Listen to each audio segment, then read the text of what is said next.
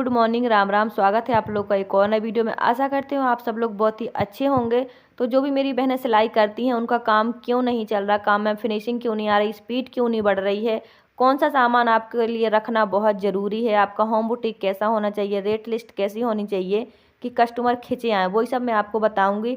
क्योंकि देखिए, हमारे पास अगर सिलाई मशीन है तो हमारे पास कमाने का एक अच्छा साधन है। क्योंकि हम लेडीज़ को घर से बाहर जाने की, पैसा कमाने की परमिशन तो होती नहीं है, लेकिन अगर हमारे पास मशीन है तो हम आराम से, आसानी से घर बैठे थोड़ा बहुत तो कमा ही सकते हैं। लेकिन जो बिगनर होती हैं वो गलतियां कर देती हैं, इसलिए उनके काम में फिनिशिंग नहीं आती है।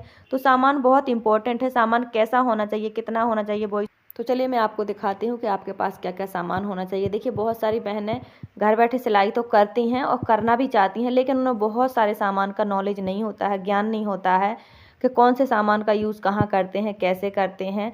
देखो, पैसे कमाने की जो इच्छा है वो सबके अंदर होती है, ये मजबूरी भी होती है, मर्जी भी होती है, खुशी भी होती है। लेकिन कई बार थोड़ा सा नॉलेज कम होने की वजह से गलतियाँ बड़ी बड़ी हो जाती हैं, तो आप ये गलती ना करें। कुछ सामान आपके पास रखें जिससे आपके काम में जो फिनिशिंग हो, स्पीड हो और काम करने में मन भी लगे, काम करने में भी अच्छा लगे और जो कस्टमर आपके पास आए वो भी खुश होके जाए। क्योंकि जाने अनजाने में कुछ लेडीज़ हैं जो बिगनर हैं वो गलती कर देती हैं सिलाई के काम में, फिर दोबारा कस्टमर नहीं आते हैं। तो बहुत इम्पोर्टेंट होता है आपका ये सामान जो छोटा मोटा होता है, इसी से हमारी सिलाई के काम में फिनिशिंग, स्पीड सब कुछ होता है। तो सबसे पहले होता है ये मार्कर। क्योंकि बहुत सारी बहनें जल्दबाजी में पेन का यूज़ कर देती हैं कस्टमर के कपड़े में। मैंने देखा है, बहुत सारे मेरे पास फिटिंग के लिए कपड़े ऐसे आते हैं जिसमें पेन या पेंसिल का यूज़ हुआ होता है, तो इससे कस्टमर भी गुस्सा होते हैं। तो अगर आप मार्किंग करना चाहती हैं, मार्किंग करती हैं, तो पेन से ना करें, पेंसिल से ना करें। ये मार्कर होता है 2 in 1 होता है, बहुत ज़्यादा अच्छा होता है। यानी कि जब कपड़ा धुलेगा तो ये धुल जाता है, बहुत ही अच्छा चलता है, एकदम स्मूथली चलता है और 2 कलर में होता है और बहुत ही कम प्राइस में पड़ जाता है। तो आप पूरा डिब्बा खरीदेंगे तो आपको सस्ता पड़ेगा, एक एक पीस खरीदेंगे तो महंगा पड़ेगा। तो आप कपड़ों में मार्किंग करने के लिए मार्कर का ही यूज़ करें, वरना इससे कस्टमर गुस्सा होते हैं कि आपने उनके कपड़ों पे गलत चीज़ चला दी है, पेन पेंसिल चला दिया है, फिर वो दोबारा नहीं आते हैं। नंबर 2 पे है डायरी। डायरी बहुत ज़रूरी है। देखिए, आज जो कस्टमर आया है वो दोबारा भी आएगा, तीसरी बार भी आएगा, तो डायरी और पेन बहुत ज़रूरी है। डायरी बहुत इंपॉर्टेंट होती है। अगर आपके पास 10-20 रुपए की डायरी है तो बहुत अच्छा है। जहां आप कस्टमर का नाम लिखें, वहीं पे नंबर लिखें, वहीं पे उसके सूट का, सलवार का और जो भी ब्लाउज़ है उसका नाप लिखें, बिल्कुल आमने सामने। ये डायरी बहुत इंपॉर्टेंट होती है। नंबर 3 पे है ये आर्म शेपर।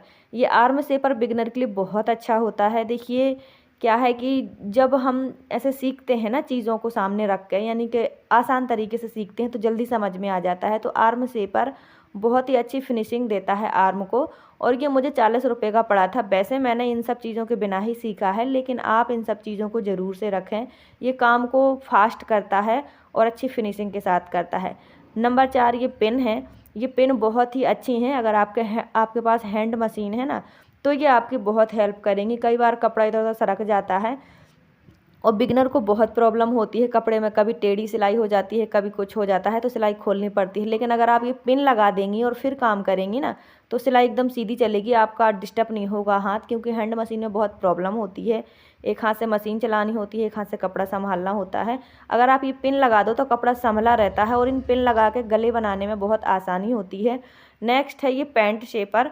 पैंट भी आप इससे शेप दे सकती हैं, पैंट को भी, सलवार को भी, सभी चीज़ों को दे सकती हैं, लेकिन बहुत अच्छा होता है ये पैंट के लिए। पैंट को बहुत अच्छी फिनिशिंग देता है। और मैं फिर से बता दूं कि ये सब मैंने अभी लिया है, जब से मेरा काम अच्छा चलने लगा है। मैं बिना इन सब चीज़ों के काम कर लेती हूँ।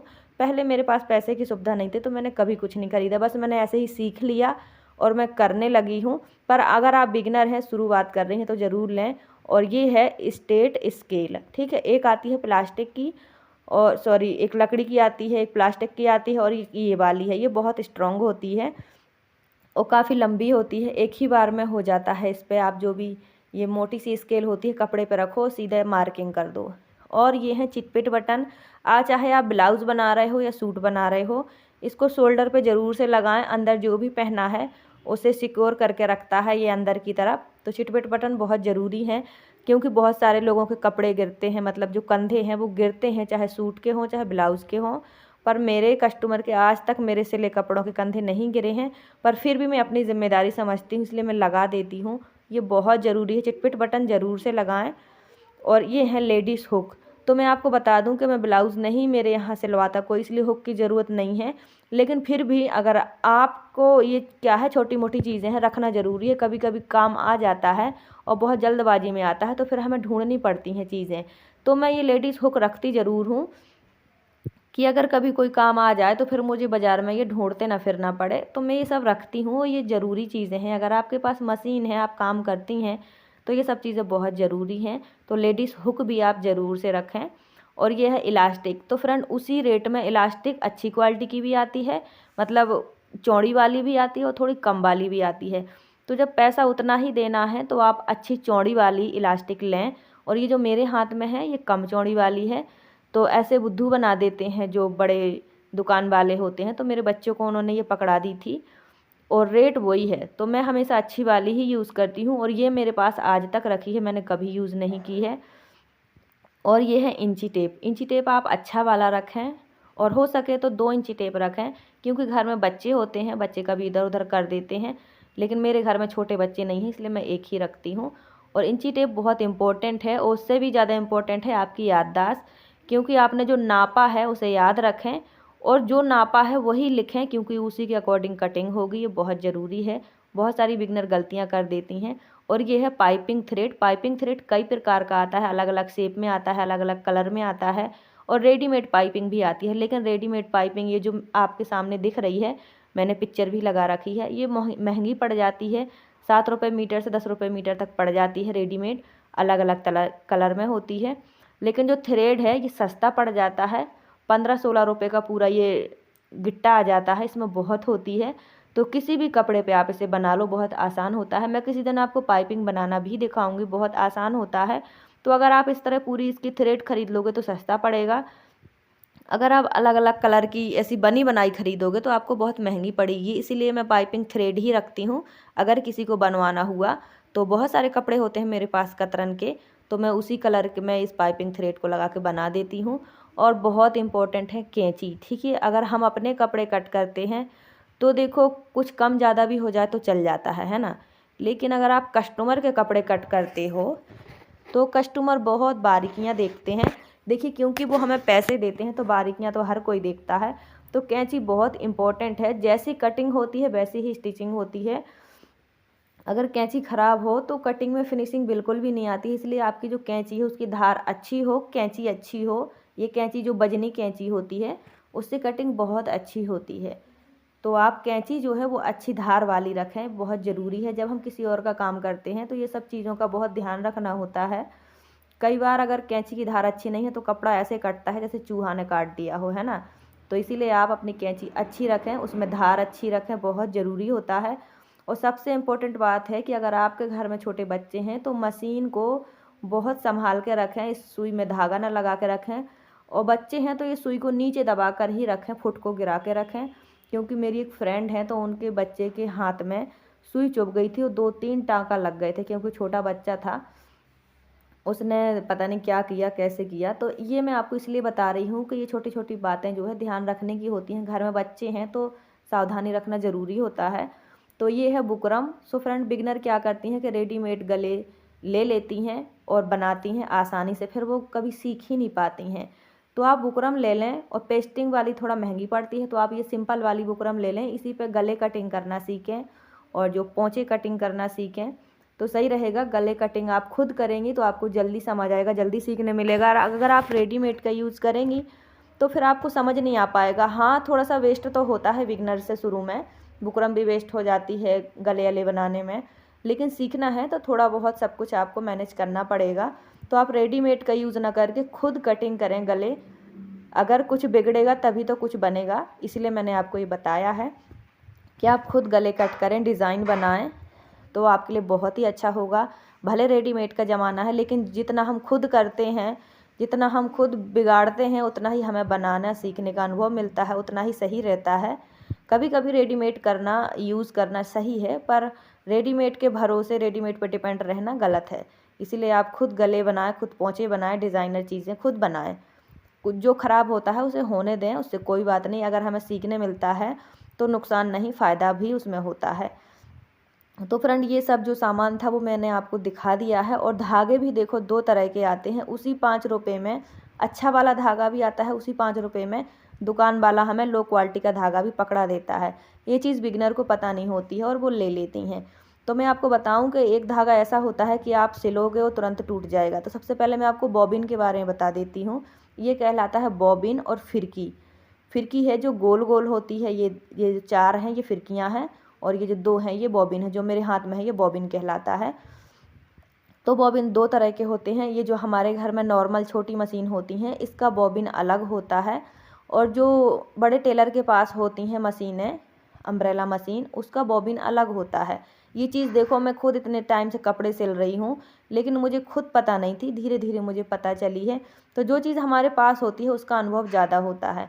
तो एक दिन मुझे ये पता चल गया कि दोनों मशीन का बॉबिन अलग अलग होता है, क्योंकि मेरा बच्चा लेके आया दुकान से बॉबिन, तो वो मेरी मशीन में फिट नहीं हो रहा था। फिर मैं चेंज करने गई। हमारे पास में ही एक लेडीज़ का बुटीक है, मेरा सारा सामान उन्हीं के पास से आता है। तो मैंने कहा कि दीदी ये बॉबिन मेरी मशीन में फ़िट नहीं हो रहा है। तो उन्होंने कहा कि ये मेरी बड़ी मशीन का बॉबिन है, बच्चे ने गलती से दे दिया है, दुकान में था तो उसी ने दे दिया है। तो मैंने कहा चलो ठीक है। फिर उन्होंने कहा कि दोनों मशीन का बॉबिन अलग अलग होता है, और जो तेरी छोटी मशीन में लगता है वो बॉबिन अलग है। फिर उस दिन मुझे ये सीखने मिला देखो कि बॉबिन अलग अलग होता है दोनों मशीनों का, जबकि ये चीज़ देखो मुझे नहीं थी पता, और जो चीज़ नहीं था पता उसमें गलतियाँ होती रहती हैं, इसलिए जानना ज़रूरी हो, मैंने आपके साथ शेयर किया। तो देखो उसी 5 रुपये में 2 तरह के धागे मिलते हैं, अच्छी क्वालिटी का और लो क्वालिटी का। लो क्वालिटी का होता है कि आप थोड़ी मशीन चलाओगे धागा टूट जाएगा, फिर आपको डालना पड़ेगा, फिर टूटेगा, हर 2-2 मिनट में धागा टूटता है। वो धागा लो क्वालिटी का होता है, उसमें रेसे रेसे से निकले होते हैं, आप ध्यान से देखिएगा। और अच्छी क्वालिटी का धागा होता है जो एकदम स्ट्रॉन्ग और क्लीन होता है, एकदम चिकना चिकना सा होता है। वो धागा टूटता ही नहीं है, चाहे आप कितनी भी मशीन चला लो। तो उसी रेट में हमें 2 तरह के धागे मिलते हैं, लेकिन बड़ी दुकान वाले हमें लो क्वालिटी का धागा पकड़ा देते हैं। तो इस चीज़ का ध्यान रखें, आप खुद धागा खरीदते समय धागा को देख लें कि इसमें रेसे रेसे निकले हैं या नहीं निकले हैं। और बहुत इम्पोर्टेंट होता है कि आप जो नाप लेते हैं वो कैसे लेते हैं। कई बार आप सूट का नाप कहीं लिख देते हैं, जैसे एक कस्टमर आया तो उसकी सलवार का नाप कहीं लिख दिया, उसके सूट का नाप कहीं लिख दिया। तो जिस पेज पे आपने उसका नाम लिखा उसी पे नंबर लिखें, उसी पे सूट का सलवार का नाप लिखें, ताकि एक बार का लिया नाप भविष्य में जब वो दोबारा बनवाए, तीसरी बार बनवाए, तो उसे नाप ना देना पड़े, हमेशा के लिए लिख जाए। आपकी डायरी बहुत इंपॉर्टेंट करती है रोल। तो जब भी आप कस्टमर का नाम लिखें, वो सब लिखें नाप, तो आप नंबर ज़रूर से ले लें। कई बार कस्टमर को भी पता नहीं होता कि हमारे कपड़े में क्या प्रॉब्लम है, और हमें भी नहीं होता है ना, जल्दबाजी में कपड़ा रख लेते हैं। तो नंबर ज़रूर ले लें, और काटने से पहले कपड़े को अच्छे से चेक ज़रूर करें कि कपड़े में कोई प्रॉब्लम है कि नहीं है। अगर है कोई प्रॉब्लम तो काटने से पहले कस्टमर को फ़ोन करके बता दें कि आपके कपड़े में प्रॉब्लम है, आकर देख लो, जो भी है। क्योंकि फिर बाद में बहुत सारे कस्टमर ऐसे होते हैं जो परेशान करते हैं कि आपने हमें क्यों नहीं बताया, आपने हमारा कपड़ा ख़राब कर दिया। तो देखो आप अपनी रेस्ट लिस्ट भी अच्छी बनाओ। आसपास का जो भी बड़ा बुटीक है या बड़ा टेलर है या दुकान है आपके आसपास, जो भी है मार्केट है, वहाँ के अकॉर्डिंग अपने यहाँ का रेट आप 50 रुपये कम कर दो। यकीन मानो कस्टमर खिंचे आएंगे, ठीक है। ब्लाउज़ का रेट, अस्तर वाले सूट का रेट, प्लाजो पैंट वाला, सलवार वाला, सबका अलग अलग रेट रखो। मैं अपना बता दूं तो अस्तर वाले सूट का मैं 500 लेती हूँ, अस्तर वाले ब्लाउज़ का मैं 400 लेती हूँ, ठीक है। और जो सिंपल सूट होता है उसका मैं 250 लेती हूँ, और जो सनील का सूट होता है वेलवेट का उसका मैं 300 लेती हूँ। तो आप इस तरह से अपने रेट लिख लें, और रेट बार बार ना बदलें कि इस कस्टमर के लिए अलग रेट रखा, उस कस्टमर के लिए अलग रेट रखा, सबके लिए एक रेट रखें। हो सके अगर आपकी दुकान चलती है, मान लीजिए आप हफ्ते में 3-4 सूट भी अगर आपके पास आते हैं, तो आप बोर्ड ज़रूर से लगाइए, क्योंकि बोर्ड बहुत इंपॉर्टेंट होता है। देखिए जब से मैंने बोर्ड लगाया है मेरा काम चल गया है, तो मैंने अपना रेट बता दिया है। आप अपने एरिया के हिसाब से रेट ज़रूर रखें। अच्छा मार्कर, अच्छा धागा, अच्छी इलास्टिक, अच्छा बुकरम यूज़ करें, ये बहुत ज़रूरी होता है। अगर आप बिगनर हैं तो स्केल, पट्टी और आर्म शेपर ये सब का यूज़ ज़रूर करें। अपने काम में फिनिशिंग लाएं, कस्टमर बार बार आएंगे, हर बार आएंगे। और ये 2 सूट मैंने बना दिए हैं, ये गर्मियों के सूट हैं, पर अभी मैंने इसमें प्रेस नहीं किया, और अभी इसमें तुरपन भी नहीं हुई है, और अभी इसकी सलवार तो बिल्कुल भी नहीं बनी है, कटी रखी है। तो जब बनेगी मैं आपको दिखाऊंगी। और ये बहुत ही जल्दी देने हैं। देखो अभी बिल्कुल प्रेस रेस नहीं हुआ, तो इसमें फिनिशिंग नहीं है। अभी तुरपन होगी, मैं सामने वाली लेडीज़ से ही तुरपन करवाती हूँ। तो अभी मैं नहीं करती हूँ देखो तुरपन में टाइम बहुत जाता है। अभी इनमें प्रेस नहीं हुआ तो इनमें थोड़ी सी फिनिशिंग नहीं दिख रही है। अभी सलवार बनाऊंगी फिर मैं ये सब आपको दिखाऊंगी। अगर ये कपड़ा जल्दी नहीं गया तो मैं आपको दिखाऊंगी। तो आई होप आज की वीडियो आपको अच्छी लगी हो, मेरी बात समझ आई हो। वीडियो अच्छी लगी हो तो लाइक सब्सक्राइब शेयर कमेंट ज़रूर करें, और आप क्या देखना चाहते हैं वो भी बताएं, और वीडियो कैसी लगी वो कमेंट सेक्शन में ज़रूर बताएं। आप मुझे कहाँ से देखते हैं वो भी बताएं। Thanks for watching.